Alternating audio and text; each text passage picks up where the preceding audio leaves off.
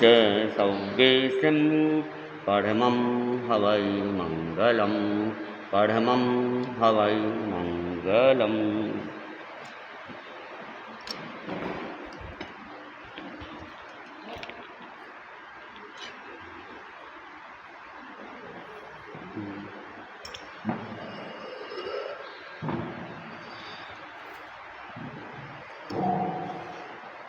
आराध्य के चरणों में कोटि सा नमन। परम पूज्य परम पावन आचार्य प्रवर के चरणों में कोटि सा नमन। मुनि यशवंत कुमार जी स्वामी के चरणों में कोटि सा उपस्थित धर्म प्रेमी भाइयों और श्रद्धा से नमन करे हम तेरा अनुसरण करे हम, पल पल में स्मरण करे हम महावीर स्वामी, महावीर स्वामी। भौतिक सुख छोड़ सारे संयम का पद अपनाया, ममता के तोड़ धागे आत्मा में ध्यान लगाया। जग को परिवार बनाया, तुम्हें का भेद मिटाया। करुणा का रस बरसाया, महावीर स्वामी।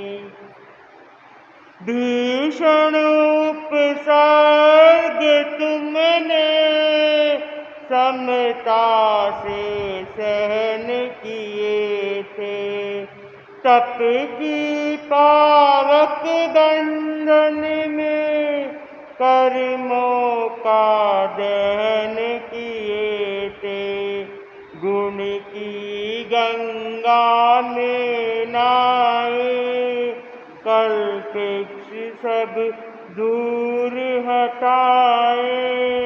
जीवन हम सफल बनाए, महावीर स्वामी।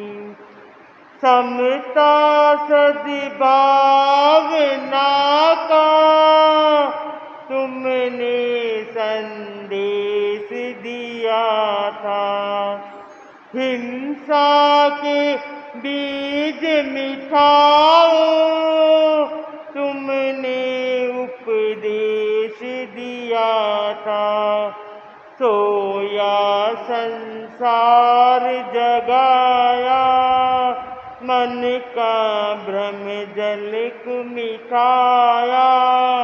भूले को पद दिखलाया, महावीर स्वामी। दीनों दलितों में तुमने आत्मिक विश्वास जगाया। दुखित पीड़ित मानस में अभिनव उल्लास जगाया। शिक्षा है मंगलकारी, गुण फूलों की फुलवारी। हम सारे हैं आधारी, महावीर स्वामी। श्रद्धा से नमन करे हम तेरा अनुसरण करे हम, पल पल में स्मरण करे हम महावीर स्वामी, महावीर स्वामी। अपने बात चल रही थी महासती सीता के बारे में। रावण अपनी बहुरूपी विद्या का प्रयोग करके विद्या प्राप्त करके सीता के पास पहुंच जाता है। सोचता है एक बार वापस कोशिश कर लूं, अगर सीता मान जाए तो युद्ध की जरूरत ही नहीं पड़ेगी और सीता मेरी हो जाएगी, तो राम को ऐसे ही लौट जाना पड़ेगा। और सीता के पास चला जाता है, सीता को समझाने की बहुत कोशिश करता है। सीता अपनी बात रखती है, मैं अगर दोनों की मृत्यु भी हो जाए तो मैं विधवा बन के अपने अनशन करके मैं अपना जीवन बिता दूंगी, लेकिन किसी पराये मर्द को मैं पास में क्या कल्पना भी नहीं कर सकती, सपने में उसके बारे में नहीं सोच सकती। रावण सोचता है अब ये ऐसे नहीं मानेगी, राम और लक्ष्मण का सिर काट के लाएंगे तभी ये मानेंगे, और वो युद्ध के लिए तैयारी करने लग जाता है।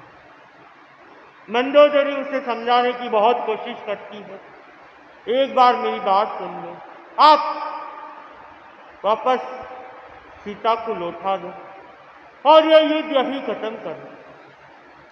जैसे अपने शूरवीर सब योद्धा मारे चुके हैं, अपना पुत्र बंदी बनाया गया है, कुंभकर्ण को बंदी बनाया गया है, और अब आखिर में आप एक ही हो, आप मेरी बात माने और सीता को लौटाओ। वो मंदोदरी पर गुस्सा करता है और कहता है अगर उसे लौटाना ही होता तो लाता ही क्यों, मुझे तो बदला लेना है मेरी बहन का, मेरे भांजे का, मेरे दामाद का, बहन जमाई का बदला लेना है, और मैं बदला लेकर ही रहूँगा और सीता को कभी नहीं लौटाऊंगा।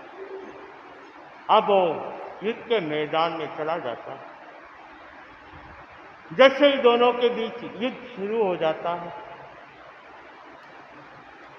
अब रावण का हर बार खाली जा रहा था और वो देख के वो चिंतित होने लग गया, क्या बात है, अच्छे अच्छे शस्त्र भी मेरे खाली क्यों जा रहे हैं, क्या मैं इन सन्यासी के सामने इतना कमजोर हूं। हालांकि उसे ये तो पता ही था कि मेरा काल सामने दिख ही रहा है, मेरा मरना तो निश्चित है ही है, लेकिन युद्ध करके ही मरूं मैं तो। और एक द्वार पे प्रहार करा जा रहा है रावण, लेकिन सब शस्त्र उसे खाली जा रहे हैं। और जब इंसान अपना विवेक खो देता है, उसे ध्यान नहीं रहता है मुझे क्या करना है और कैसे मुझे युद्ध करना, अपना रावण भी अपना विवेक खो देता है और उस दिव्य चक्र का प्रयोग कर लेता। हालांकि वो जानता था ये चक्र लक्ष्मण को मार नहीं सकता था, लेकिन जब बुद्धि भ्रष्ट हो जाती है, विवेक पे पर्दा पड़ जाता है, तो उसे ध्यान में नहीं रहता मुझे क्या करना चाहिए क्या नहीं करना चाहिए। तो वो चक्र का प्रयोग करता है।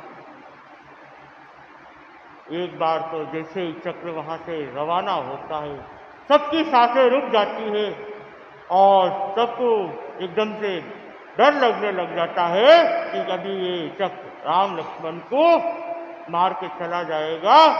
एक बार हवा भी एक बार रुक जाती है।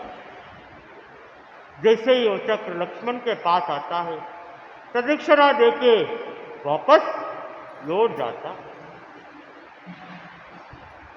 अब रावण देखता है क्या बात हो गई, ये चक्र भी वापस आ गया है। अब रावण से रहा नहीं जाता है, वो वापस उसी चक्र को वापस भेज देता। जैसे कोई चीज अति हो जाती है तो उस पे ही भारी पड़ना चालू हो जाता है। अब उसने चक्र वापस भेजता है तो चक्र घूम घुमा के वापस चला जाता।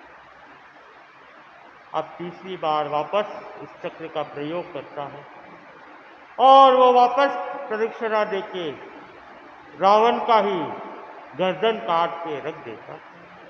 जैसे ही रावण का मुख अलग हो जाता है, वो मृत्यु को प्राप्त कर लेता है। और यहाँ पे राम की जय जयकार होनी चालू हो जाती।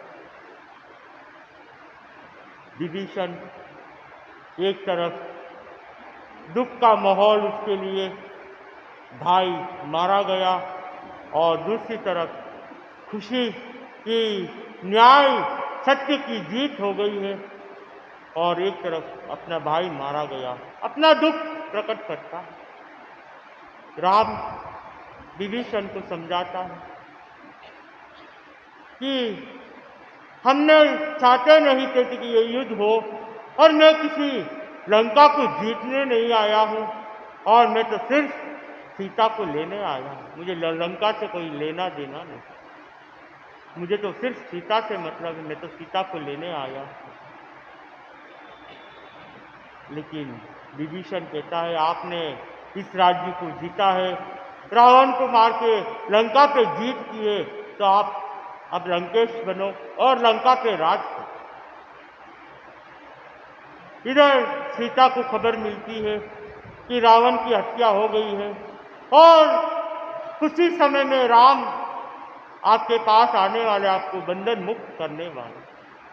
अब सीता का तो जैसे धरती पे पैर ही नहीं टिक रहा था। इतने पैरा होने के बाद भी वो खुशी से झूम उठती है कि अब कुछ ही क्षणों में श्री राम मुझे यहाँ से मुक्त करेंगे, मैं राम से मिलूंगी।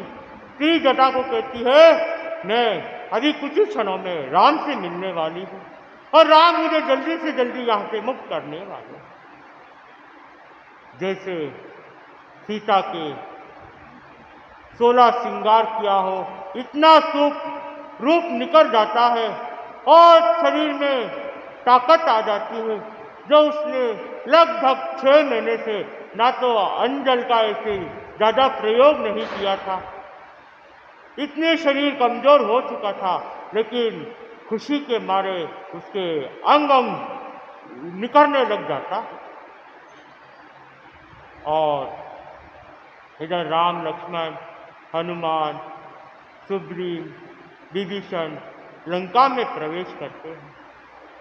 जैसे ही लंका में प्रवेश करते हैं, राम कहता है मुझे तो अशोक वाटिका में जाना है, सबसे पहले मैं सीता से मिलना चाहता हूँ।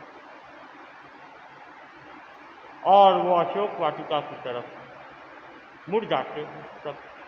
और अशोक वाटिका में सीता को जैसे ही खबर मिलती है कि श्री राम आ रहे हैं, उनके साथ हनुमान लक्ष्मण सुग्रीव अंगद और विभीषण भी साथ में है, और वो विजय करके तुम्हें मुक्त करने कुछ ही समय में यहाँ पहुँचने वाले। सीता का तो कोई खुशी का पार नहीं था। और जैसे ही राम आते हैं, सीता खड़ी होके राम के श्री चरणों में गिर जाती है, और दोनों क्या कुछ बोले उससे पहले ही आंखों से आंखों में बात कर लेते हैं, अपनी एक दूसरे की दुख की बातें सुना देते हैं। और सीता का शरीर देख के राम सोचता है कितना कष्ट सहन किया होगा सीता ने, यहाँ पे उसकी ये हालत हुई है, शरीर इतना क्षीण हो चुका है, कितना सहन किया है सीता ने।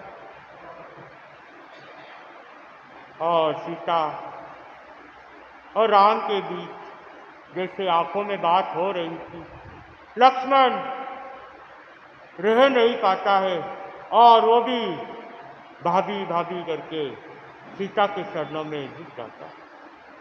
राम इतने में कहते हैं सीते, ये लक्ष्मण ने तुम्हारे लिए मौत से लड़के आया है, अभी ये युद्ध में मौत से लड़के आया।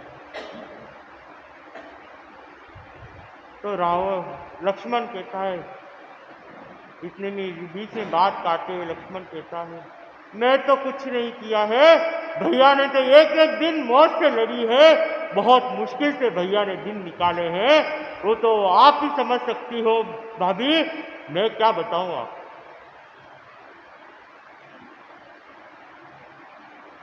राम कहता है मेरे से ज्यादा तो तुम्हारी चिंता लक्ष्मण को थी, और लक्ष्मण ने में ही इतनी हिम्मत दिखाई मेरे में। मैं तो कुटिया के बाहर निराश होकर बैठ चुका था कि इतना बड़ा जंगल, इस जंगल में कहाँ ढूंढूंगा मैं सीता को, कहाँ खोजूंगा, कैसी होगी। मैं तो पूरा टूट चुका था।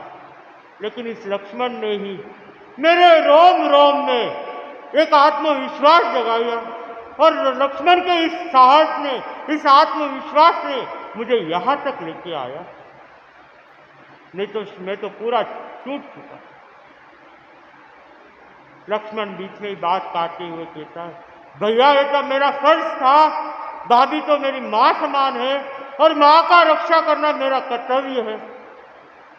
और उस समय मैं आपको साहस नहीं देता, आपको इस हालत में देखता तो मेरा क्या होता। किसी एक को तो धैर्य रखना ही पड़ता। इतने में हनुमान तरस रहा था कि मैं कब सीता के, माता जी के चरणों में झुकूं, उनका आशीर्वाद लूं। और राम लक्ष्मण और सीता के बीच बातें चली रही। जैसे ही मौका देखा, हनुमान भी चरणों में गिर पड़ा और बोला, माता श्री मैं भी आ चुका हूं, मैं भी पास में ही खड़ा हुआ, आपने मेरे पे ध्यान नहीं दिया। तो माता श्री कहती है, सीता कहती है, हनुमान तुम जब पहली बार यहाँ अशोक वाटिका में आए थे, मुझे बहुत घबराहट होती थी कि तुम यहाँ से कैसे वापस निकलोगे, तुम कैसे राम के पास पहुंचोगे और कैसे समाचार दोगे। लेकिन कहीं ना कहीं एक विश्वास भी था। जिसका साहस आप, जिस तरह तुमने साहस दिखाया था, यहाँ पे रावण से मिलके आए और तुमने इस अशोक वाटिका का तहस नहस भी कर लिया, तब मुझे विश्वास हो गया था कि अब श्री जी तुम राम को लेके यहाँ पहुंच जाओ। एक तुम ही माध्यम बने थे कि हमें दोनों के बीच में कि संदेश प्राप्त किया और मेरा 21 का पारना तुमने कराया। नहीं तो पता नहीं मेरा क्या होता, क्या हाल होता।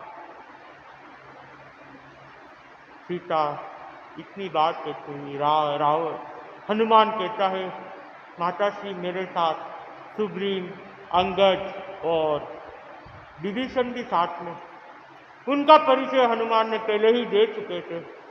और सीता उन सबको धन्यवाद कहती है हाथ जोड़ती कि आप सबके बिना यह युद्ध जीतना मुश्किल था। और पीछे, सबसे पीछे भामंडल खड़ा रहता। जब हनुमान भामंडल को कहता है, आप क्यों पीछे खड़े हो, आप आगे आओ, अपनी बहन से तो मिल लो। भामंडल कहता है, मैं तुम्हारी ये हालत मेरे से देखी नहीं जाती, क्या कर दिया तुम्हारे शरीर का तुमने,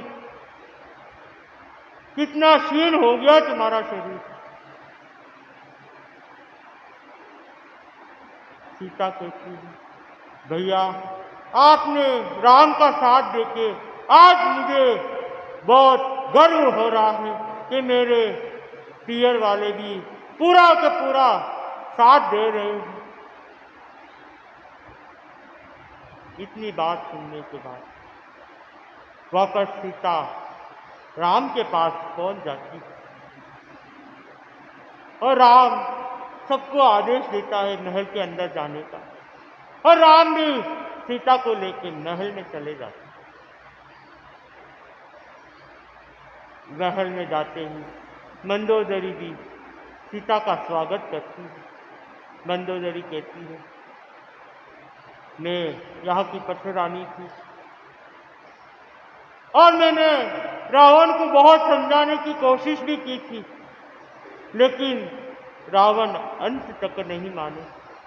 मैंने अंत तक भी मैंने अपनी कोशिश पूरी की थी, लेकिन उन्होंने कभी मेरी बात नहीं मानी।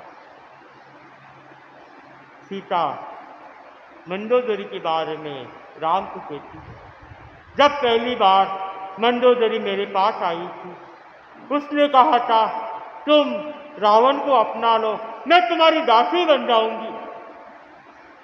तब मैंने मंदोदरी को डांटा भी था और अपनी भाषा में उसको कहा भी था कि तुम भी श्रीवती हो, शीलवती होने के बाद तुम ऐसी बात करती, तुम्हें शर्म आनी चाहिए।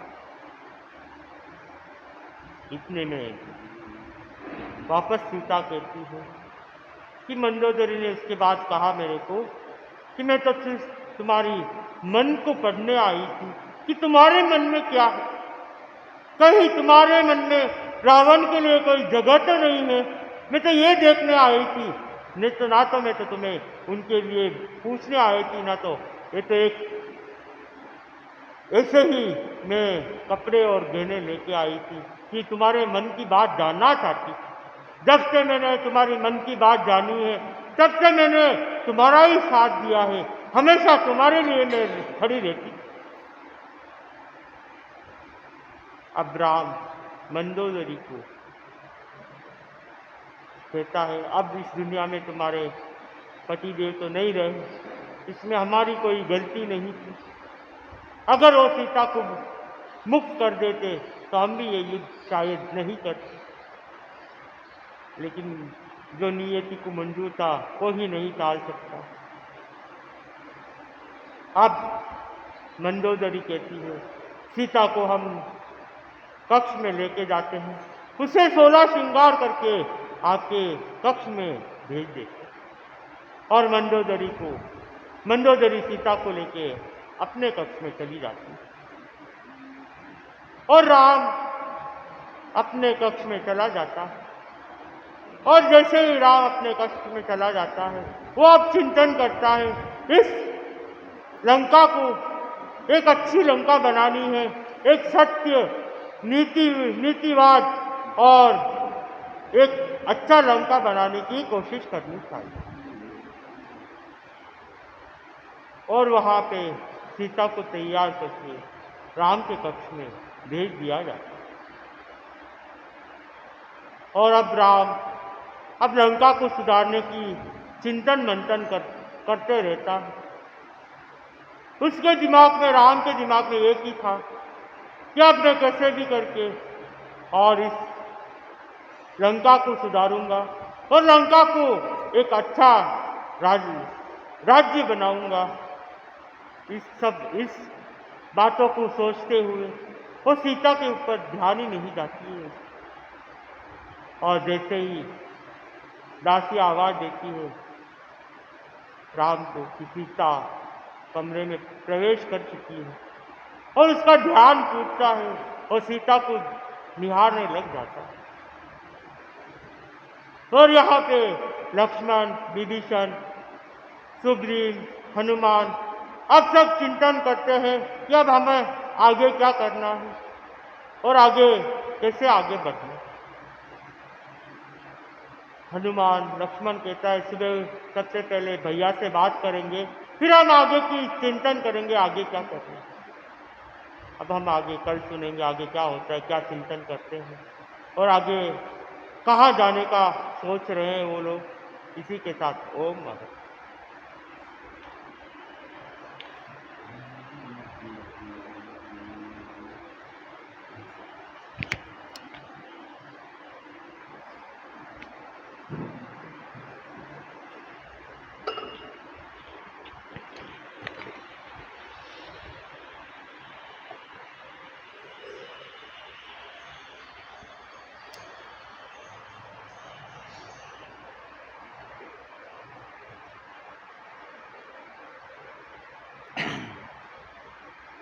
पन्नगे च सुरेन्द्रे च कौशिके पाद संस्पृशि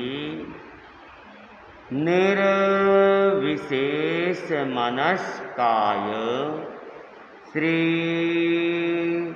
वीरस्वामिने नमः। वीतराग पुरुष भगवान महावीर को उषा भक्ति वंदना।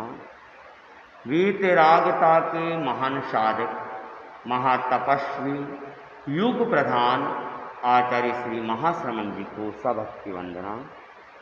मुनि मोक्ष कुमार जी, उपस्थित श्रावक श्राविका।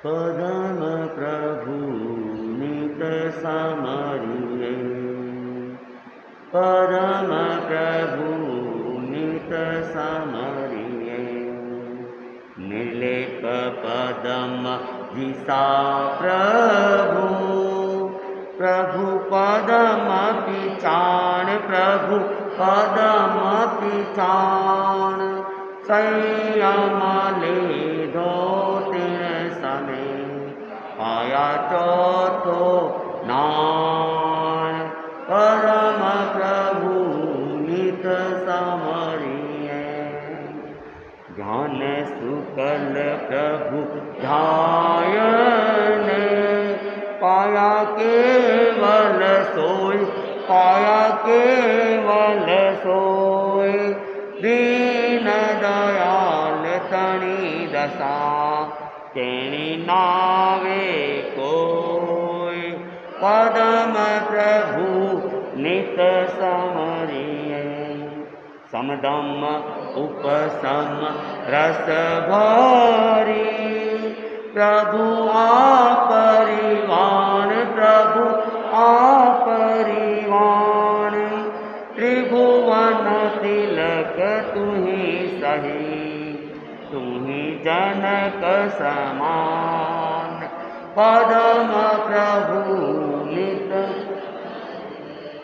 तु प्रभु कल्पतरु धीसो तु चिंतामणि जोय तु चिंतामणि जोय समरण करता आपरो मन वांचित होय पदम प्रभु नित समरिये सुखदायक सहु जग भाणी तुहि दीन दयाल तुहि दीन दयाल शरण आयो तुझ साहिबाम तुहि परम कृपाल पदम प्रभु नित समरिये गुण गाता मन गह गाए सुख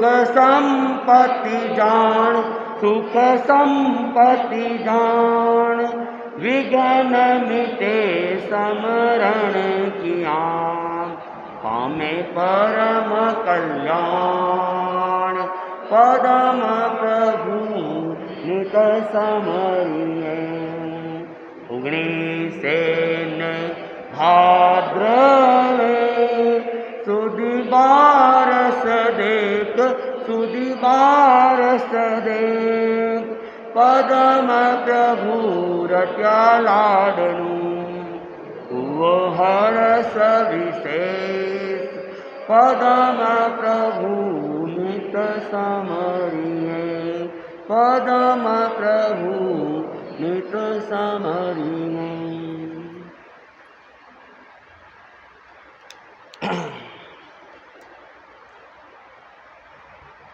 कल प्रसंग चला था कि व्यक्ति के पास में बुद्धि है लेकिन वह बुद्धि का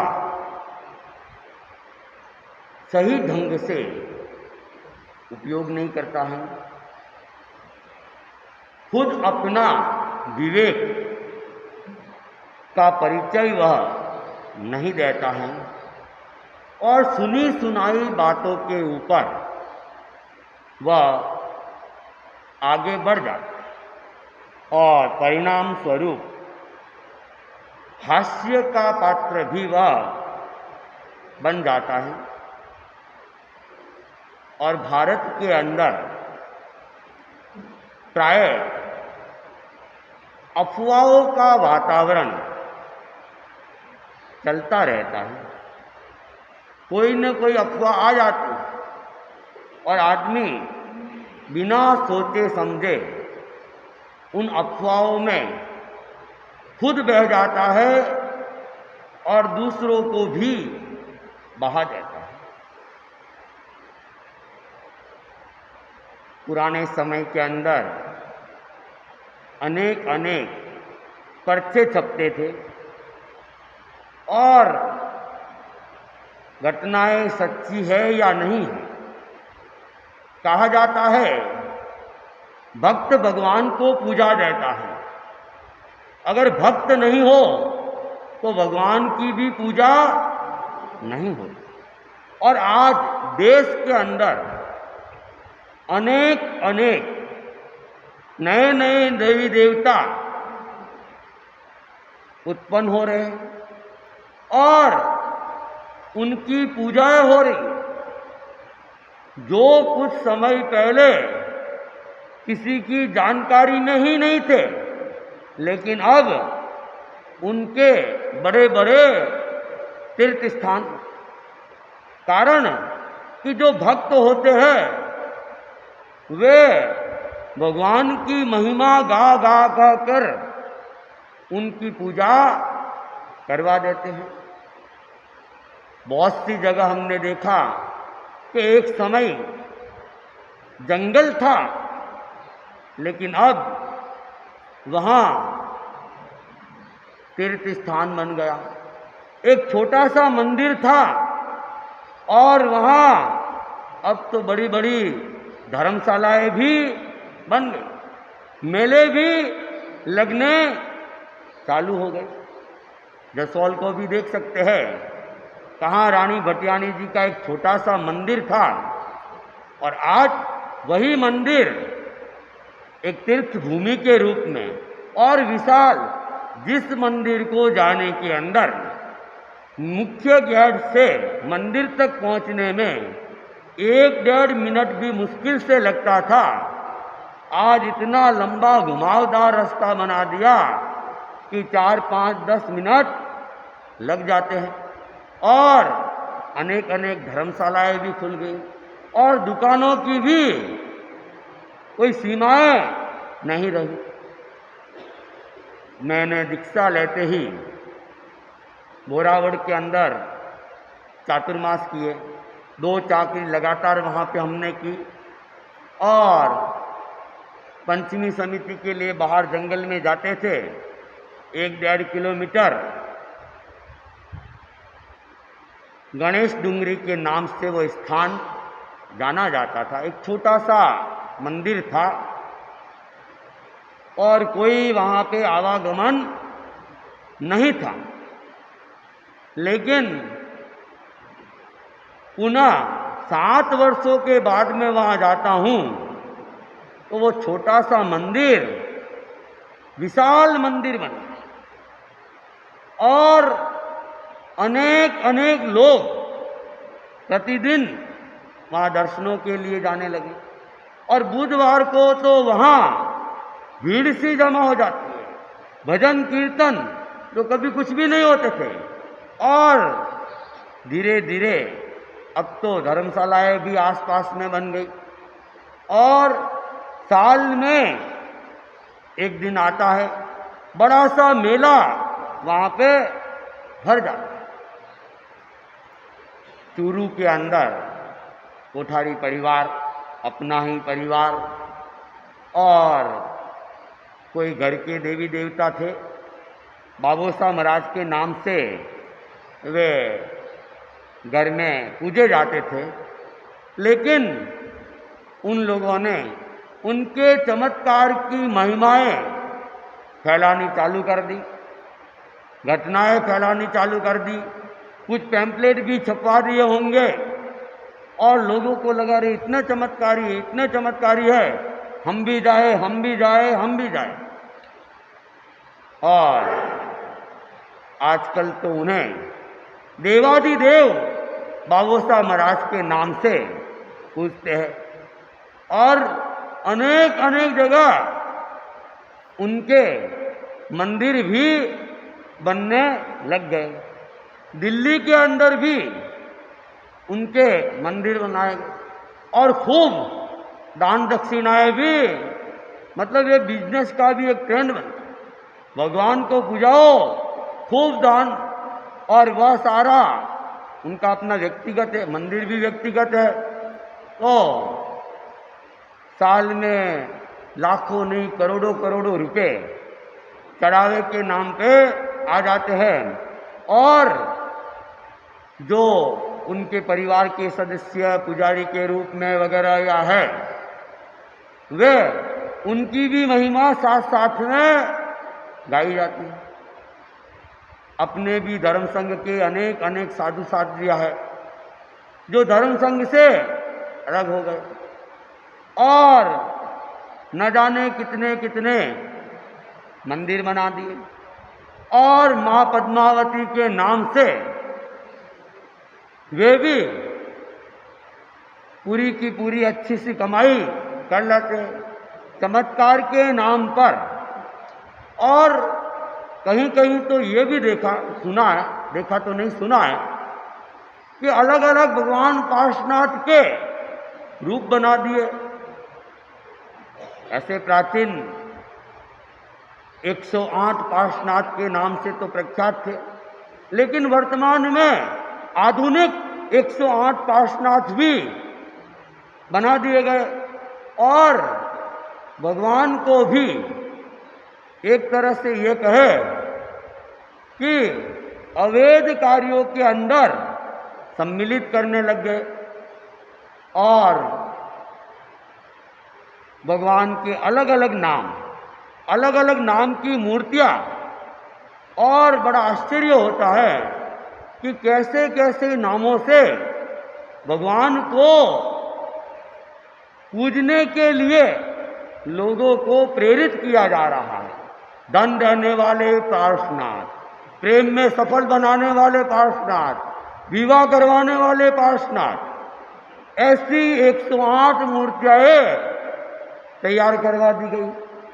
अब लोग क्या है, बुद्धि का उपयोग नहीं करते हैं और जब अपना कोई काम नहीं होता है और उस नाम की कोई पूर्ति है ये है और वे प्रवाह के अंदर बह जाते हैं। इसीलिए भगवान कहते हैं कि विवेके धम्ममाइये, विवेक में धर्म है, प्रवाह में नहीं। परमम नानम तवोदया, पहले अच्छे से ज्ञान करे फिर हम कोई क्रिया की तरफ आगे बढ़े। जैसी जैसी वर्तमान में समस्याएं आ रही है उन समस्या के समाधान में भगवान को जोड़ दिया कि भगवान को इस नाम से पूजोगे आपकी समस्या निवारण हो जाएगी। अनेक अनेक देवी देवताओं के स्थान पर भी है और कभी कोई लकवा हो गया अमुक जगह चले जाओ, अरे वो गया था उसका ठीक हो गया, अब हुआ या नहीं हुआ। और 100 में से 1-2 केस होते हैं और वो किस कारण से ठीक हुआ लेकिन उस नाम से जोड़ दिया जाता है। और अनेकों को पूछते हैं कि तुम गए थे कि मेरे तो अभी तक कोई फर्क नहीं पड़ा है। तो यह है प्रवाहपाती जीवन, प्रवाह में बहना। दिमाग का जो उपयोग हमें करना चाहिए वह नहीं करते। पहले वो पैम्पलेट छपते थे कि उसके ये हो गया, उसके पुत्र हो गया, इसके धन मिल गया, और आप भी ऐसे 2000 पर्चे छपवाओगे तो आपका काम हो जाएगा। और लोग बहक में आ जाते थे, अरे 2000 ही तो छपवाने हैं, कोई बड़ी बात तो है नहीं, छपवा दो। और पर्चे बांट बांट के इस प्रकार देवी देवताओं को पूजाने लग गए।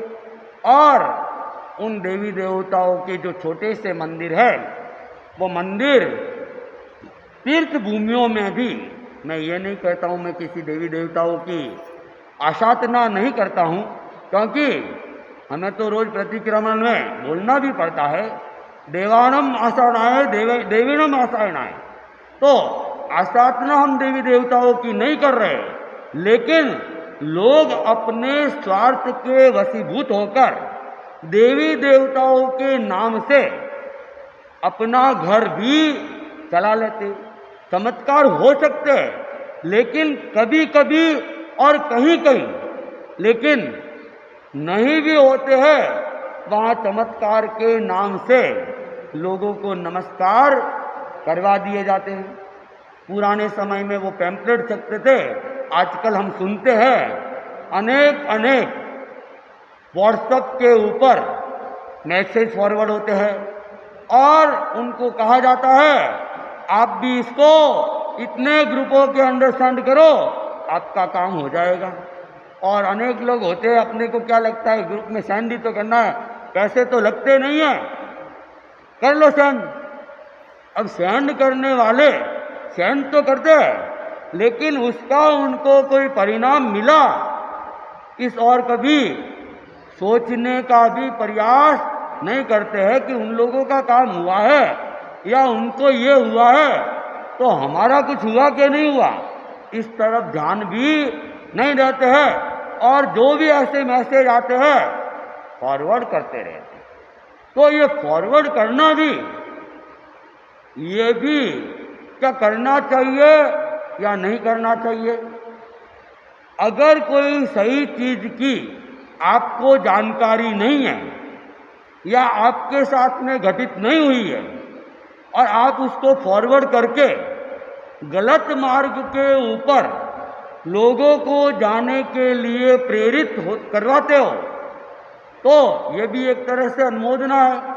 जब अच्छे कार्यों की, तपस्या की अनुमोदना की जाती है, निर्जरा होती है, और जो कार्य उचित नहीं है, गलत सोच को पनपाते हैं, उन कार्यों में अगर हम निमित्त बनेंगे तो फिर कर्म बंधन भी हमारे हो जाएंगे। इसलिए कहा गया कि हम प्रवाह में नहीं बहे, सोच समझकर काम करें, विवेक पूर्वक काम करें। किसी ने कुछ भी कह दिया और हमने उसे मान लिया, ये स्वयं के लिए भी ठीक नहीं है और दूसरों को मनवाना भी ठीक नहीं हो सकता है। मेरी दीक्षा से पहले की घटना है, जसौल में ही था मैं भी, और दोपहर के समय एक सूचना आई, गणेश जी दूध पी रहे, गणेश जी दूध पी रहे, और चर्चा इतनी तीव्रता के साथ में फैल गई पूरे भारत के अंदर नहीं बल्कि विदेशों के अंदर भी कि आज तो गणेश जी दूध पी रहे, गणेश जी दूध पी रहे, गणेश जी, पूरे गांव के अंदर, और सबने अरे गणेश जी दूध पी रहे, अरे रिद्धि सिद्धि के दाता, विघ्न विनाशक गणेश जी दूध पी रहे हैं, भला कौन पीछे रहने वाला है? अरे गणेश जी ने हमारा दूध पी लिया, हमें भी रिद्धि सिद्धि मिलेगी, हमारे भी विघ्न समाप्त हो जाएंगे। दौड़ मच गई। अब पता नहीं किस व्यक्ति ने चिंगारी छोड़ी, सोचने समझने की तो किसी को जरूरत ही नहीं है। अरे दूध पिलाना है, दूध पिला लो, क्या फर्क पड़ता है? और दो चार को और फैलते फैलते पूरे भारत में, और जसौलवासी भी, बस जहाँ भी मंदिर, और गणेश जी को ही नहीं, महादेव जी को भी और वो नाग देवता को भी, जो भी पिए दूध पिला दो। और अब ऐसा है कि देवी देवताओं के लिए नियम होता है, देवी देवताओं को कौन सा दूध चढ़ाया जाता है पता है आपको? हाँ, देवी देवताओं को कच्चा दूध चढ़ाया जाता है। अब दोपहर को यहाँ जसौल में जब सूचना आई थी, तब तो 3 साढ़े 3 बजे का टाइम था, तो घरों में तो कच्चा दूध मिलना नहीं है, तो दूध तो फिर जो दूध वाले हैं या डेयरी वाले हैं उनके वहीं मिलेगा, वहाँ तो कच्चा मिल जाएगा। तो लाइन लग गई। अब डेयरी वाले ने देखा, उनको भी बात का पता चला, अब लाइन तो बहुत लंबी है, दूध तो अपने पास में कम है, तो अब तो थोड़ा थोड़ा दूध, और जो उस जमाने में मेरे ख्याल से 10 रुपये लीटर करीब करीब आता होगा, वह 50 रुपये 100 रुपये भी, वह भी लीटर नहीं, थोड़ा थोड़ा चाहिए तो ले जाओ, लाइन है हमारे पास में।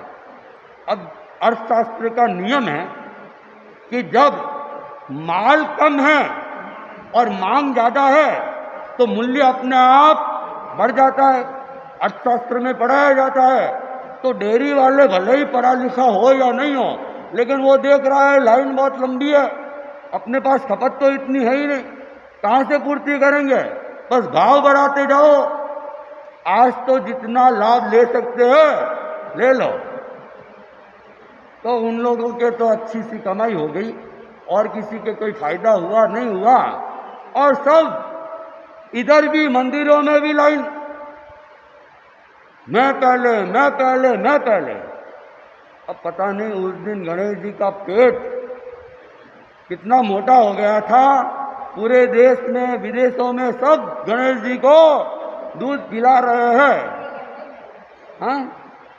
और किसी ने ये ध्यान नहीं दिया कि इतना दूध गणेश जी कैसे पी रहे। मैंने भी सुना था, मैंने कहा ये बात क्या है। फिर शायद मुझे पता नहीं, ये पीछे महादेव जी वाले मंदिर में गया था, कौन से मंदिर है, शिव जी वाले मंदिर में, मैंने वहाँ जाके देखा, नज़ारा देखा, दूध नहीं पिलाया था मैंने नज़ारा देखा तो मुझे लगा कि ये पाइपलाइन जा रही है, क्या अड़ेंगा क्या है। तो मंदिरों में पाए मूर्तियों के साथ में पानी वगैरह जो चढ़ाया जाता है उसके निकलने का रास्ता रहता है, तो वो तो पता नहीं अंदर से भी छेद होगा, सारा का सारा दूध तो पीछे नाली के अंदर, लेकिन उधर जाके देखने का दिमाग कौन लगाए। दूध तो कहीं और जा रहा है, लेकिन बस दूध पिलाते जा रहे। अब चिंगारी किसने छोड़ी, क्यों छोड़ी, वह तो केवली गम्य है, लेकिन लोग प्रवाह में बह गए, बस दूध पिलाना है, दूध पिलाना है। और बहुत से लोगों ने, मैं 100% तो नहीं कहूँगा, लेकिन लोग उस प्रवाह के अंदर बह गए और बस दूध पिलाना, दूध पिलाना, दूध पिलाना, और जहाँ भी मौका मिले दूध पिला लो। दूध भी व्यर्थ जा रहा है, लोगों की धारणाएं गलत हो रही है, मिथ्या हो रही है। इसलिए हमें चिंतन करना चाहिए कि हम केवल बातें सुने और उन बातों को नहीं फैलाए, मिथ्यात्वी बनाने में हम निमित्त नहीं बने। मेरी दीक्षा से पहले की ही बात है, गुरुदेव तुलसी देवलोक हो गए 23 जून 1997 1997 के अंदर, मैं भी वहीं था और फिर बाद में मैं यहाँ आ गया था। और कुछ दिन बाद में फिर किसी श्रद्धालु भक्त ने अपने आराध्य तुलसी को पूजाने के लिए एक चिंगारी छोड़ दी। अरे गुरुदेव तो चांद में दिख रहे, गुरुदेव तो चांद में दिख रहे हैं। और लोग तो बस जगह जगह, अरे आज देख लो गुरुदेव दिख रहे दिख रहे दिख रहे। फोन और मोबाइल घूमने लग गए। आजकल तो जो मोबाइल है उसमें पैसे कटने का सिस्टम थोड़ा कम है, कहीं कहीं है पैसे, बाकी 1 महीने का रिचार्ज एक साथ ही है, आप जितने चाहे कर लो, कोई फर्क नहीं पड़ेगा। 24 घंटा भी चालू रख लोगे कोई फर्क नहीं पड़ेगा। लेकिन उस जमाने में मिनट के ऊपर, सेकंडों के ऊपर, जो भी जैसा भी था, पैसे भी लगते थे, फोन के भी पैसे लगते थे, लेकिन फिर भी फोन की घंटियां जगह जगह घुमाई जा रही है। अरे देख लो देख लो देख लो, गुरुदेव दिख रहे, गुरुदेव दिख रहे, गुरुदेव चांद में, गुरुदेव तो चांद में चले गए, गुरुदेव तो चांद में चले गए। और जो देखा, हाँ मुझे भी दिख रहे, मुझे भी दिख रहे, मुझे भी दिख रहे, जैसी कल्पना वैसा चेहरा। लेकिन जब सोच समझ के बिना हम बातें फैलाते हैं कई बार हमें अपना मुंह बंद करना पड़ता है। विरोधी संप्रदायों को मौका मिल गया और उन्होंने भी एक बात फैलानी चालू हो गई कि तेरापंथ के आचार्य तो मिथ्यात्वी थे, क्योंकि सम्यक्त्वी जीव चाहे जीवन में एक भी त्याग नहीं किया हो, लेकिन अगर सम्यक्त्वी है, वैमानिक देवलोक से नीचे नहीं जाता है। श्रावक की गति भी वैमानिक देवलोक से नीचे की नहीं है, साधु की गति भी वैमानिक देवलोक से नीचे भी नहीं है। तो अगर ज्योतिष देव में गए हैं, इसका मतलब वे सम्यक्त्वी थे ही नहीं, और सम्यक्त्वी नहीं थे तो साधु और आचार्य की बात तो दूर की। क्या जवाब दे? बातें तो श्रावकों ने फैला दी। जब ऐसी बातें फैलती है तो जो ज्ञानी व्यक्ति है उनको बोलने का मौका भी मिलता है। तत्व ज्ञान की बात थी, वह तो जानते नहीं है। श्रद्धालु लोग श्रद्धा के प्रवाह में कोई भी चर्चा कर लेते हैं। तो इसलिए बिना सोचे समझे हमें बातों को फैलाना नहीं चाहिए। कई बार उसके गलत परिणाम भी आ जाते हैं और फिर हंसी भी उड़ जाती है। धर्मसंघ की भी एक तरह से हंसी उड़ गई कि आप आचार्य तुलसी के गीत गा रहे हो, वे तो चांद में गए हैं। चांद में कौन जा सकता है? क्या सम्यक्त्वी जीव जा सकता है? तो इसलिए ज्ञान जरूरी है, विवेक जरूरी है और विवेक पूर्वक काम।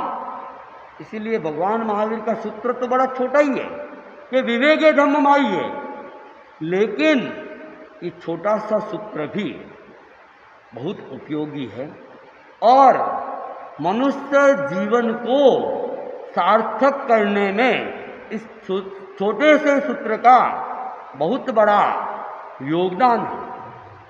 हम मनुष्य है, बुद्धिमान व्यक्ति है, तो बुद्धि को तिजोरी में नहीं रखे बल्कि उसका उपयोग करे, अपना विवेक काम में ले। सुनी सुनाई बातों को हम चर्चा का विषय नहीं बनाएं, कार्य का विषय नहीं बनाएं, क्योंकि ये भारत की भूमि एक तरह से कहे भक्तों की भूमि है, श्रद्धालुओं की भूमि है। और अनेक बार जहाँ श्रद्धा अतिरिक्त हो जाती है, व्यक्ति अंधविश्वास में बह जाता है, रूढ़ता के अंदर बह जाता है और कुछ भी बोल पड़ता है, कुछ भी कर लेता है। और इसीलिए इस देश के अंदर अफवाहें चलती रहती है, क्योंकि अनेक कुष्ठवादी व्यक्ति होते हैं और उनको लगता है कि अरे ये बात भी फैलाने जैसी है, फैला। एक बार मैंने सुना था, दीक्षा के बाद ही सुना था, सावन भादो का महीना होता है, अनेक लताएं पेड़ पौधे अपने आप ही घास वगैरह लग जाती है, ककड़ियों की बेल भी लग जाती है। तो किसी ने उन ककड़ियों के पत्तों के ऊपर कुछ लकीरें देखी,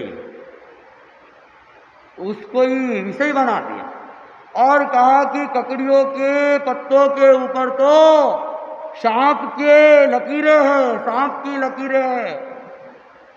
और सब देखते हैं उन पत्तों के ऊपर लकीरें तो दिखती ही दिखती है, और कि इस बार तो जो भी पत्ते होंगे उन पत्तों के ऊपर नाग देवता की लकीरें होगी, नाग देवता का चित्र होगा। और लोग रोज रोज देखते, अरे हाँ बात तो सही है, बात तो, अरे वो तो हर साल ही होती है, कोई नई बात नहीं। वो लकीरें कोई सांप की नहीं है, वो उन पत्तों पे। लेकिन जो कुष्मादी व्यक्तियों को जब कोई चीजें दिखती है, उसी को ही किसी चीज के साथ में जोड़ देते हैं।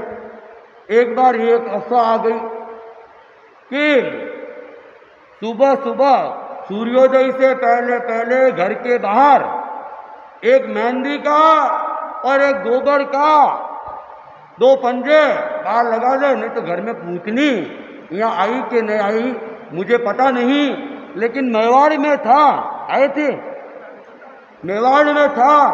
और वहाँ ये, और हर घर के बाहर सुबह देखते हैं तो 2 छापे लगे हुए, एक गोबर का और एक हरी मेहंदी का। और घर घर के बाहर एक ही चीज, एक ही बात, तो क्या हुआ कि अगर ये नहीं लगाते भूतनी आ जाती। अरे किसने कहा? कोई बस बात फैलती फैलती फैलती सब जगह। और जसोल में बात आती है, सूरत वालों को भी, अरे तुम घर पे वो लगा देना, लगा देना। हाँ, जहाँ जो भी रिश्तेदार है उनको फोन कर करके, अरे नहीं सुना हो तो सुन लो और ऐसा कर लेना। और घर के बाहर ये थापे लगे हुए। अब पता नहीं कौन कौन सी किस किस का दिमाग कैसा कैसा चलता है।